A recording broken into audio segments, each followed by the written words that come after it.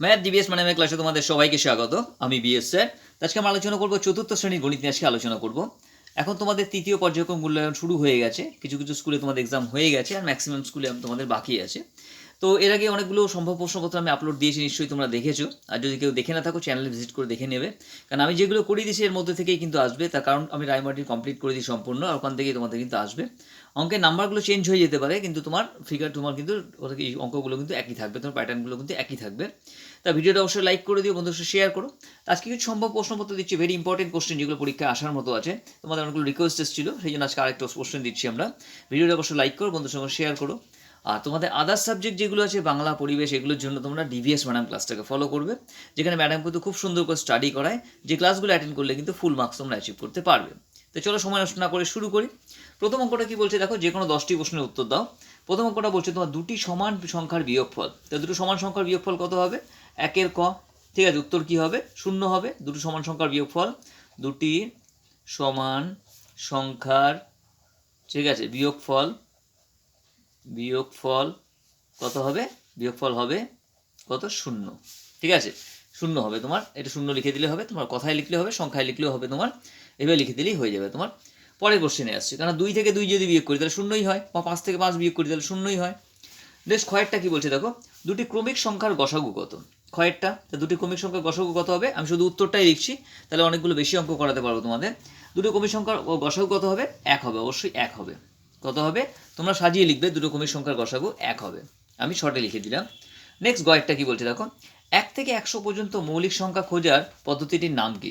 ঠিক আছে, সবাই আমরা পড়েছি কি, ইরাস্টোটিনিসের স্যালাবি। গ কি লিখবো? ইরাটো, ঠিক আছে, স্থিনিস, দন্ত শয়থয় হস্যি, নয় হস্যি দন্ত স। ঠিক আছে, ইরাটোস্থিনিস সের চালুনি, তাই তো?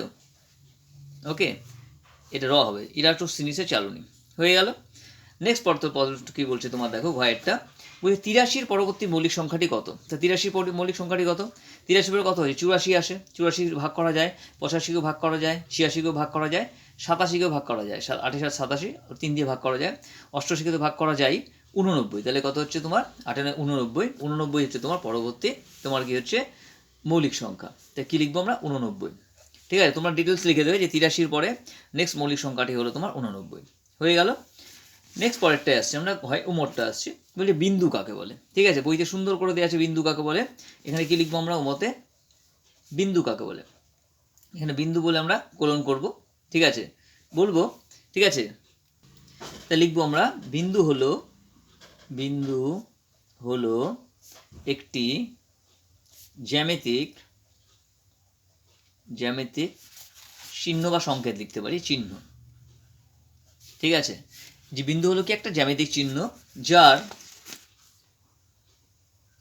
দৈর্ঘ্য, প্রস্থ ও উচ্চতা কিছুই নেই। ঠিক আছে, এবার লিখে দিলেই হবে যে বিন্দু হলো একটি জ্যামিতিক চিহ্ন যার দৈর্ঘ্য, প্রস্থ, উচ্চতা কিছুই নেই। ঠিক আছে, ওকে। বা এবার তুমি একটা এক্সাম্পল দিয়ে দিতে পারো, যে একটা পেন্সিলকে যদি আমরা একটা খাতার উপর টাচ করি, যে আমরা রেখাটা, যে তোমার রেখা না, আমরা যেটা পেন্সিলকে যদি আমরা খাতার উপর টাচ করি, তাহলে যেটা দাগ পড়ে সেটা হচ্ছে আমাদের বিন্দু। হয়ে গেল, সুন্দর করে লিখে দেবে এভাবে। নেক্সট পরেরটা আসছে আমরা তোমার উমর পর চয়েরটা বলছি কি, গসাগুর পুরো নাম কি? তো গসাগুর পুরো নাম কি সবাই আমরা জানি। গসাগুর পুরো নাম হচ্ছে তোমার চয়েরটা গরিষ্ঠ সাধারণ কি আছে তোমার? গুণনীয়ক। ঠিক আছে, তাই লিখে দেবে তোমরা, গসাগুর ফুল ফর্ম হচ্ছে তোমার গরিষ্ঠ সাধারণ গুণনীয়ক। এভাবে লিখলেই হয়ে যাবে। চলো পরের অঙ্কটা দেখে নিই। নেক্সট অঙ্কটা কি বলছে আমাদের? নেক্সট ছয়টা কি বলছে, 3 অঙ্কের ক্ষুদ্রতম মৌলিক সংখ্যাটি কত? তা 3 অঙ্কের সবচেয়ে ক্ষুদ্রতম সংখ্যা কত? এটা তোমার 3 অঙ্কে 1 লিখে 2 শূন্য 100। ঠিক আছে, ক্ষুদ্র মৌলিক সংখ্যা চেয়েছে। ঠিক আছে, তাহলে এটা কি হচ্ছে, আমরা 100টা আমরা লিখছি না, 100টা অ্যান্সার হবে না, জাস্ট লিখছি আমরা। তাহলে 100টা কি হচ্ছে তোমার? 100টা হচ্ছে তোমার একটা মৌলিক 3 অঙ্কের সবচেয়ে ক্ষুদ্রতম সংখ্যা, সবচেয়ে মৌলিক সংখ্যা চেয়েছে। তো 100টা তো যৌগিক সংখ্যায় ভাগ করা যায়। তাহলে এরপরে কি হবে তোমার? এর আগে গেলে তো তোমার কি হবে? 99 2 অঙ্কের হয়ে যাবে। এরপরে তাহলে কত হচ্ছে? 101, 101। তো 101 কিন্তু হচ্ছে তোমার সবচেয়ে ক্ষুদ্রতম মৌলিক সংখ্যা। উত্তরটা কি লিখবো আমরা? ছয়। ঠিক আছে, তো 101 লিখবো, সবচেয়ে ছোট 3 অঙ্কের মৌলিক সংখ্যা। 3 অঙ্কের মৌলিক সংখ্যা, এবার লিখে দিলেই হয়ে যাবে তোমার। ঠিক আছে, সুন্দর করে লিখে দেবে যে 101 হলো সবচেয়ে ছোট 3 অঙ্কের মৌলিক সংখ্যা, এটাকে রাফে রেখে দিলাম আমরা। পরের অঙ্কে আসছি, নেক্সট অঙ্কটা কি বলছে আমরা দেখে নিই চলো। নেক্সট পরের অঙ্ক জয়েরটা কি বলছে, দুটি সংখ্যার গুণফল সমান সমান সংখ্যা দুটি ড্যাশ গুণ ড্যাশ। সবাই জানি আমরা কি লিখবো, আমরা জয়েরটা যে দুটি সংখ্যার গুণফল, দুটি সংখ্যার গুণফল সমান সমান কি জানি আমরা, ঠিক আছে, সংখ্যা দুটির লসাগু গুণ গসাগু। ঠিক আছে, কি লিখবো আমরা, ড্যাশের জায়গায় লসাগু গুণ গসাগু লিখে দেবো ড্যাশের জায়গায়। তা দুটি সংখ্যার গুণফল সমান সমান কি হচ্ছে, সংখ্যা দুটির লসাগু গুণ গসাগু হয়ে গেল। চলো পরেরটা দেখছি আমরা, ঝয়েরটা কি বলছে, 2005 পয়সা কত টাকা কত পয়সা। তা 2005 পয়সা ঝয়েরটা, তা 2005 পয়সা সমান সমান কত টাকা কত পয়সা। তাহলে পয়সাকে টাকা করতে গেলে কি করবো আমরা, ভাগ করবো 100 দিয়ে। ঠিক আছে, যেমন পাকাকে পয়সা করতে গেলে আমরা 100 দিয়ে গুণ করি, তেমনি কি হবে, আমরা পয়সাকে টাকা করতে গেলে আমরা 100 দিয়ে ভাগ করবো। তো চলো আমরা 2500কে আমরা রাফে ভাগ করে নিই, 2005কে আমরা 100 দিয়ে ভাগ করি চলো। ঠিক আছে, 100, এখানে 200 আছে, তাহলে 200 অক্ষে তোমার 2 অক্ষে কত, 200 100, তোমার 2 100, তোমার 200 হলো, মিলে গেল, 0 হলো, 5টাকে কেটে নামালাম, তাহলে 5 হলো। এবার 1 দিয়ে করলে 100 হয়ে যাবে, বেশি হয়ে যাবে, তাহলে কী করবো, 0 দিয়ে করবো, তাহলে 100 0 হলো। এবার বিয়োগ করলে কত হচ্ছে, বিয়োগ করলে তোমার 5। ঠিক আছে, ওকে। তো এখানে ছেড়ে দিলে, কেটে নামালে ছাড়লে কিন্তু হবে না। তুমি ভাবতে পারো তোমার 0 থেকে মাইনাস করলে তো একই ব্যাপার হলো, কিন্তু একই ব্যাপার হলো না, কারণ তো যেখানে 0 থেকে ওখানে উপর থেকে যদি কেটে নামাই, তাহলে ডাইরেক্ট আমরা লিখতে পারবো না। তাহলে কিছু দিয়ে না গেলেও তোমার 1 দিয়ে যদি বেশি হয়ে যায়, তাহলে 0 দিয়ে গুণ করে আমরা লিখে বিয়োগ করে তারপর রাখতে পারবো। তো এখানে ভাগফল কত হলো, ভাগফল হলো 20, মানে ভাগফলটা কি টাকা হবে, কেন 100 দিয়ে ভাগ করলাম, আর যেটা বেঁচে থাকলো সেটা হচ্ছে পয়সা। তাহলে কি লিখবো আমরা, 2005 পয়সা সমান সমান লিখবো আমরা 20 টাকা। ঠিক আছে, আর কত, 5 পয়সা। ঠিক আছে, এভাবে লিখে দিলেই হবে, যে 20 টাকা 5 পয়সা। কীভাবে বার করলাম দেখে নিয়েছো। ঠিক আছে, চলো পরের অঙ্কটা দেখে নিই আমরা, কি বলছে, যে 2016 অঙ্কটিকে গুলির দ্বারা গঠিত 4 অঙ্কের ক্ষুদ্রতম সংখ্যাটি লেখো। তো 2016 অঙ্ক দ্বারা গঠিত 4 অঙ্কের ক্ষুদ্রতম সংখ্যা সবাই পারবে তোমরা, খুবই ইজি, ইও। তাহলে কি সংখ্যাগুলো কি আছে, 2 0 1 আর 6। দিয়ে আমরা তোমার ক্ষুদ্রতম সংখ্যাটা কি হবে, ক্ষুদ্রতম সংখ্যা, ক্ষুদ্রতম সংখ্যা। ঠিক আছে, কি লিখবো, সবচেয়ে ছোটটা কি আছে তোমার, 0 আছে, 0 লিখলেও 3 অঙ্কের হয়ে যাবে। তো 0 বাদ দিয়ে আমরা পরে সবচেয়ে ছোট হচ্ছে 1, তাহলে 1টাকে লিখবো, 0টাকে সেকেন্ড পজিশনে দেবো আমরা, ঠিক পরে দিয়ে দেবো। তারপর কি আছে তোমার, এর চেয়ে ছোটো কি আছে তোমার, 2 আছে, তাহলে 2 দেবো, আর সবচেয়ে বড় হচ্ছে 6, তাহলে 6 রাখবো। সংখ্যাটা কত হলো, তাহলে 1026, তাহলে লিখে দেবো ক্ষুদ্রতম সংখ্যা, সবচেয়ে ক্ষুদ্রতম সংখ্যা, ছোটো ক্ষুদ্রতম সংখ্যা। ঠিক আছে, 1026 এভাবে লিখে দিলে সুন্দর করে লিখে দেবে, হয়ে গেল। চলো পরেরটা দেখে নিই আমরা, কি বলছে নেক্সট অঙ্ক। নেক্সট অঙ্ক বলছে তোমার, কত সপ্তাহে 1 বছর। কত সপ্তাহে 1 বছর আমরা সবাই জানি যে 52 সপ্তাহে 1 বছর। টয়েরটা যে 52 সপ্তাহে 1 বছর। ঠিক আছে, কি লিখবো আমরা, 52 সপ্তাহে 1 বছর, সবাই জানি আমরা। নেক্সট পরের অঙ্কে আসছি, কি বলছে আমরা দেখে নিই চলো। নেক্সট পরের অঙ্ক বলছে ঘনবস্তুর কটি মাত্রা আছে। এটা ঘনবস্তুর কটি মাত্রা সবাই জানি আমরা, এটা ঘনবস্তু সবসময় কটা মাত্রা হয়, এটা 3টে মাত্রা হয়। তো কি লিখবো আমরা, ঠ, ঘনবস্তুর কটি মাত্রা, 3টি মাত্রা। ঠিক আছে, হয়ে গেল। চলো পরের অঙ্ক দেখে নিই, নেক্সট অঙ্কটা কি বলছে আমরা দেখে নিই। নেক্সট পরের অঙ্ক কি বলছে তোমার দেখো, যে কোনো 10টি প্রশ্নের উত্তর দাও। এ বলছে 6 মিটারের 1/12 অংশ কত সেমি। এখানে মিটার দিয়েছে, এখানে সেমি দিয়েছে। ঠিক আছে, মিটারটাকে আমাকে সেন্টিমিটার নিয়ে যেতে হবে। 6 মিটারের 1/12 অংশ কত সেন্টিমিটার, তাহলে কি করবো, 6 মিটারটাকে আমরা মিটার নিয়ে যাবো। কি লিখবো আমরা জানি 1 মিটার সমান সমান কত, 100 সেন্টিমিটার, 1 মিটার 100 সেন্টিমিটার হলো। তো 6 মিটার সমান সমান কত হবে, 6 গুণ 100, তাহলে কত হচ্ছে তোমার 600 সেন্টিমিটার হচ্ছে। ঠিক আছে, 6 গুণ 100 সমান সমান কত, 600 সেন্টিমিটার হয়ে গেল।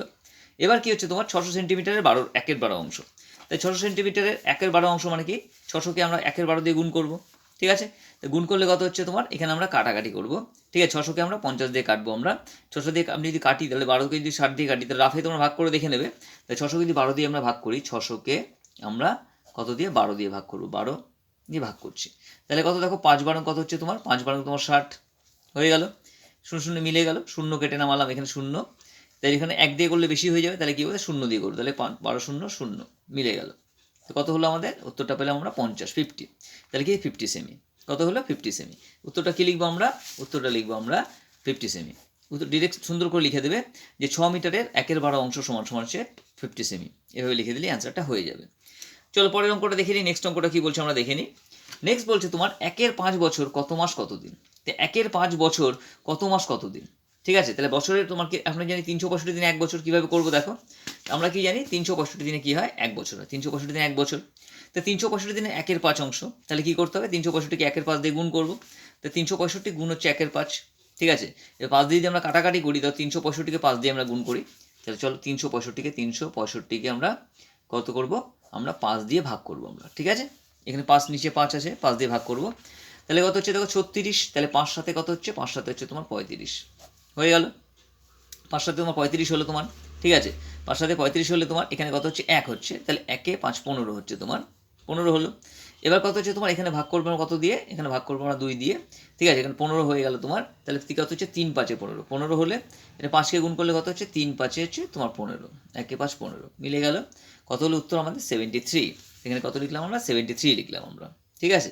এখন তোমরা এগুলো কাটাকাটি করতে গেলে ভাগটা করে নিয়ে কাটাকাটি করবে, তাহলে সুবিধা হবে তোমার, ঠিক আছে। হয়ে গেল।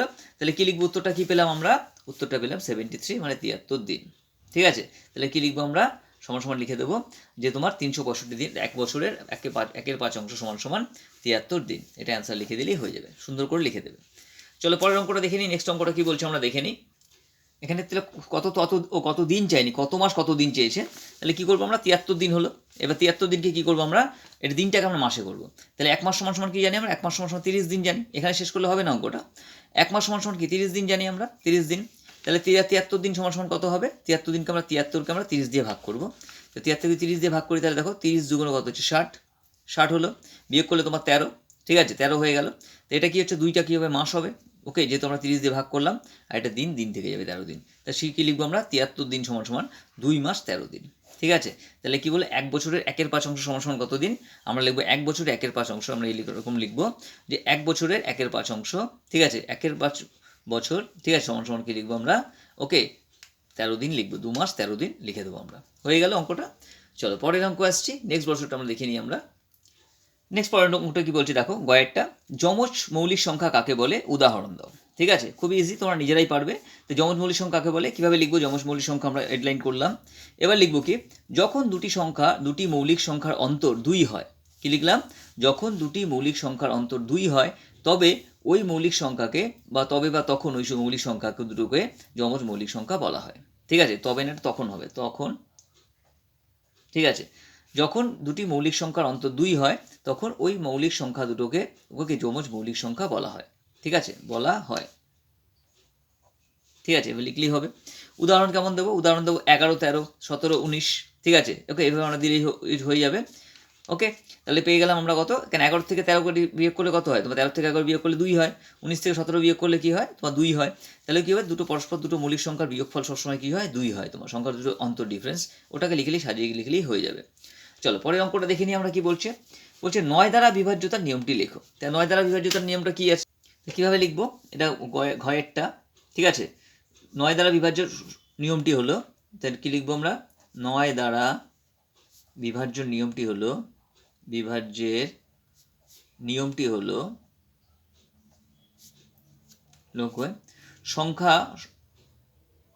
সংখ্যা দ্বয়ের, ঠিক আছে, মানে সংখ্যা দ্বয়ের বা সংখ্যাগুলোর যোগফল যদি 9 দ্বারা, ঠিক আছে, বিভাজ্য হয় তবে তাহলে, ঠিক আছে, তাহলে কি হবে, ওই সংখ্যাটি 9 দ্বারা বিভাজ্য হবে, 9 দ্বারা বিভাজ্য হবে, ঠিক আছে। এভাবে লিখলেই হয়ে যাবে। কি লিখলাম দেখো, যে 9 দ্বারা বিভাজ্য নিয়মটি হলো সংখ্যাদ্বয়ের যোগফল যদি 9 দ্বারা বিভাজ্য হয় তবে ওই সংখ্যাটি 9 দ্বারা বিভাজ্য হবে। যেমন উদাহরণটা কি দিতে পারি, উদাহরণ, ঠিক আছে, ধরো একটা সংখ্যা লিখলাম 5 2, ঠিক আছে, আর তোমার কত হচ্ছে 5 2 আর একটা 2 লিখলাম, এই সংখ্যাটি তোমার, ঠিক আছে। এই সংখ্যাটি 9 দ্বারা বিভাজ্য হবে, তার কারণ দেখো এখানে লিখি 5 যোগ 2 লিখি আমরা, কত হচ্ছে অ্যান্সার, 5 2 7 7 2 9, তাই 9 হচ্ছে তোমার, 9কে 9 দিয়ে ভাগ করা যাচ্ছে, যোগফলটা 9 দিয়ে ভাগ করা যাচ্ছে, সুতরাং এই সংখ্যাটা কিন্তু 9 দিয়ে বিভাজ্য হবে। হয়ে গেল, এভাবে করলেই হয়ে যাবে। তো আজকের জন্য এই পর্যন্তই। ভিডিওটা অবশ্যই লাইক করো, বন্ধুদের সঙ্গে শেয়ার করো, আর যেগুলো তোমার সম্ভব প্রশ্নপত্র দিয়ে দিচ্ছে ওগুলো ভালো করে প্র্যাকটিস করো, ওখান থেকে কিন্তু কমন পেয়ে যাবে তোমরা। আজকের জন্য এই পর্যন্তই। ভিডিওটা অবশ্যই লাইক করো, বন্ধুদের সঙ্গে শেয়ার করো। নেক্সট ভিডিওতে আবার দেখা হবে।